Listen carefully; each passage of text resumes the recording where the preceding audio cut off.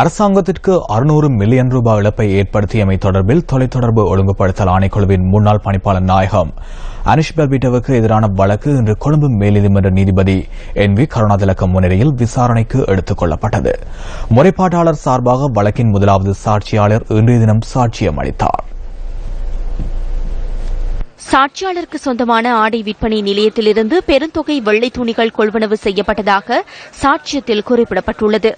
சாட்சியம் வழங்கப்பட்டதை அடுத்து இந்த வழக்கு விசாரணை ஜூன் மாதம் 13ஆம் தேதி வரை ஒத்திவைக்கப்பட்டது.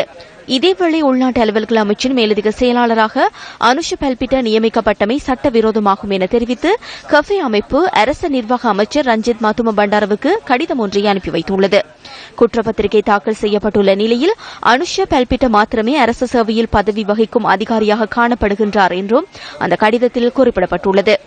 நிறுவன சட்டக்கோவையின் பிரகாரம் குற்றப்பத்திரிகை தாக்கல் செய்யப்பட்டுள்ள ஒருவரை அரசு சேவையில் ஈடுபடுத்த முடியாது என கஃபே அமைப்பு சுட்டிக்காட்டியுள்ளது. இதன் காரணமாக இந்த சட்டவிரோத செயற்பாட்டை சரிப்படுத்துமாறு கஃபே அமைப்பு அரசு நிர்வாக அமைச்சரிடம் கோரிக்கை விடுத்துள்ளது.